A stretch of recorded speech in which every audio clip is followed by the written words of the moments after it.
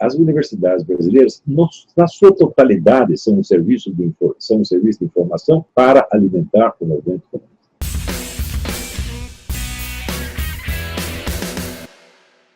Se você pensa que a atividade dos professores universitários de esquerda é apenas fazer propaganda, você está muitíssimo enganado. Né? Você tem ali as universidades brasileiras, na sua totalidade, são um serviço de informação para alimentar o movimento comunista. Nesse sentido, eles operam, vamos dizer, como qualquer redator de um informe de inteligência, quer dizer, eles captam as informações que são necessárias, as interpretam e colocam à disposição do comando do movimento para que ele tome as decisões efetivas. Não há nenhuma tese universitária sobre o governo militar, sobre a guerrilha do Araguaia, sobre qualquer desses assuntos que não seja ou uma obra de propaganda, que é o menor dos males, se você quiser saber, ou um informe de inteligência. A Unicamp tem um departamento inteirinho dedicado a estudar, vamos dizer, a relação entre a esquerda e os militares. Para quê? Para informar os comandos, para que mais facilmente atuem junto às Forças Armadas e obtenham, se possível, o controle ideológico delas. A importância dessas coisas pode ser medida já por episódios que aconteceram vamos dizer, na Primeira Guerra Mundial.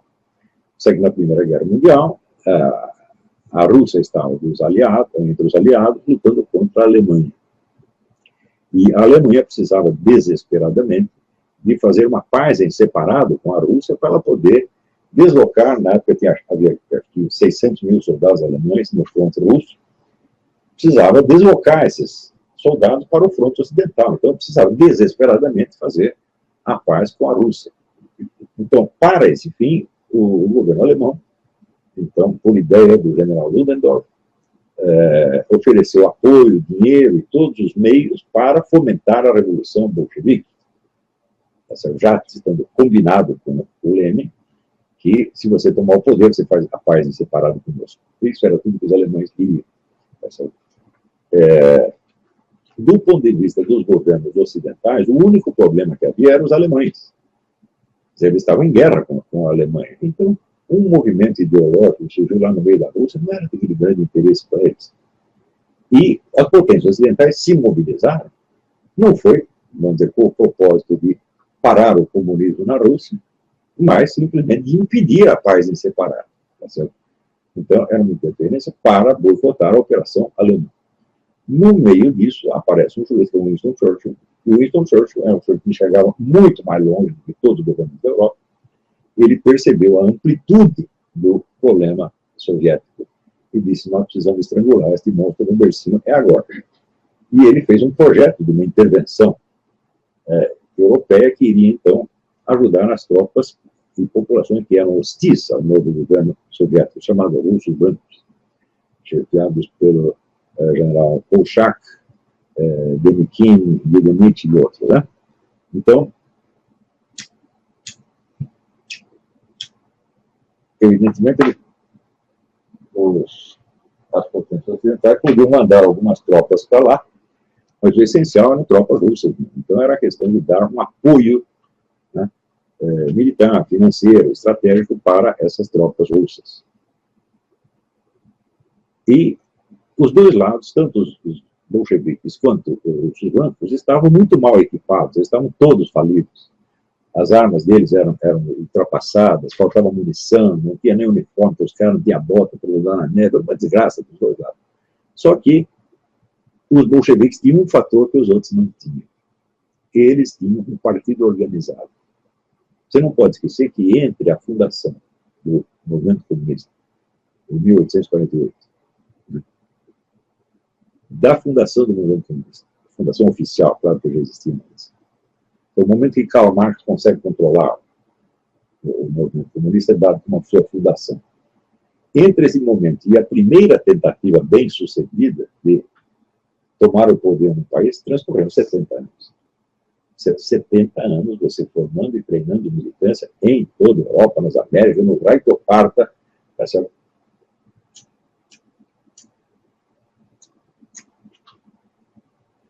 para depois você arriscar uma tomada de poder. 70 anos, não esqueçam, 70 anos.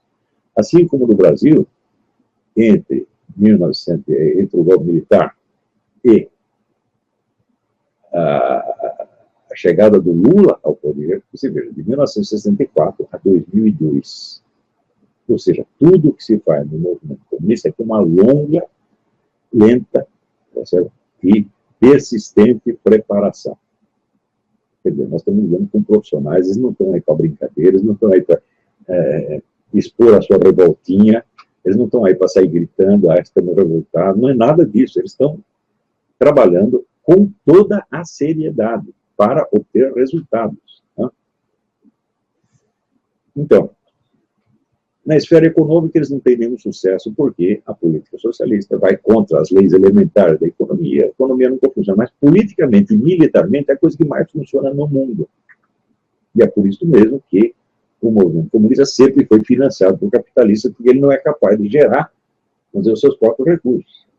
Nós sabemos que na Segunda Guerra, Stalin só conseguiu reagir contra o invasor alemão porque levou injeções monumentais de dinheiro americano, senão estaria liquidado, senão a Alemanha seria, a Rússia seria alemã, né? Então, mas do ponto de vista da estratégia político-militar, eles são absolutamente imbatíveis. Então, as forças militares eram mais ou menos equivalentes e ambas muito mal das pernas. A ajuda europeia e americana era só um pouquinho, absolutamente insuficiente para desequilibrar a situação. Mas havia um fator que desequilibrava. Esse fator chamava-se o partido. Eram milhares de militantes profissionais treinadíssimos que viraram o que mais tarde ia se chamar o secretário político. O que é o secretário político? É o sujeito que fica junto de um comandante militar, obrigando a fazer isso ou aquilo, senão leva um tiro na cabeça. E por isso, o lado bolchevique obteve, vamos dizer, uma disciplina e uma ação centralizada, organizada, que o outro lado não podia ter de jeito nenhum. Por que não podia? Porque ali eram tropas de várias nacionalidades que estavam ali. Nacionalidades dentro da Rússia e de fora. E nessas nacionalidades, você tinha, vamos dizer, interesses em luta que divergiam de país para país. Por exemplo, o governador, né, primeiro-ministro da Inglaterra, Lloyd George. Lloyd George era um trabalhista, um homem da esquerda, né, e tudo que ele queria era sair da Rússia o mais rápido possível. O Churchill, com aquela oratória toda dele, conseguiu convencer a Inglaterra a permanecer no front ali, ajudando os contra-revolucionários, dando bastante tempo, mas no fim não deu. Chegou uma hora que vamos ter que sair mesmo e saíram. Tá certo? O governo da França prometia muita ajuda, mas não entregava, era só de boca.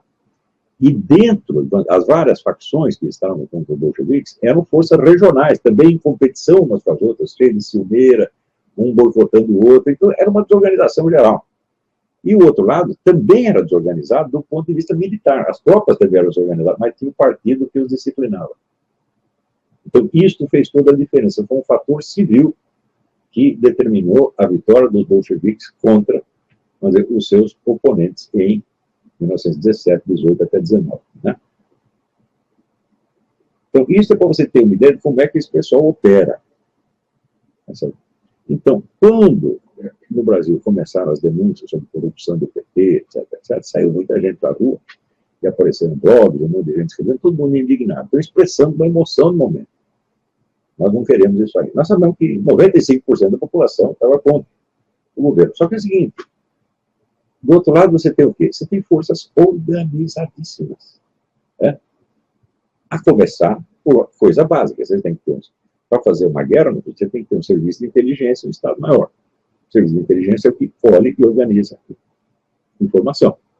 E o Estado-Maior é o que analisa a informação e delineia os vários cenários possíveis para embasar as várias decisões que o comando vai tomar. Que comando? Ele, bom, isso é outra tradição do movimento comunista. O movimento comunista sempre tem uma parte pública, oficial, uma fachada, e tem um comando que é sempre clandestino. Então, quando você pensa, o líder do PT é não sei o quê, o líder do PCdoB, você está completamente enganado. O comando dos movimentos comunistas é sempre clandestino. Você fica sabendo 30, 40 anos depois. Sempre tudo se sabe, mas não adianta mais saber. Tá certo? E enquanto você fica prestando atenção nas figuras públicas, como Dona Dilma, os caras que têm verdadeiro poder estão manobrando pelas costas e fazendo tudo o que é preciso fazer para não apenas sobreviver, mas conservar o seu poder. Até o momento, o poder desse sistema não foi abalado no mais mínimo que fosse. E este poder já está preparado para jogar não só a Dilma fora, como para jogar o Lula fora. Vocês viram que as últimas denúncias de corrupção contra o Lula saíram na página do PCB. Ou seja, quantos líderes da Revolução Russa foram, em seguida, executados pelo próprio governo soviético? Quase todos. Isso quer dizer que para jogar um líder fora, para jogar um ídolo popular fora, o movimento comunista não hesita mais um minuto. Quer dizer, você acha que você atacando o símbolo visível, né, ou o governante oficial, você fez alguma coisa contra ele? Você não fez nada. Absolutamente nada. Mesmo porque essas marchas e contramarchas estão previstas, vamos dizer, na dialética da praxis. Como dizia o Lênin, é um passo para trás para dar dois para frente. Então, estão sempre preparados para essas coisas.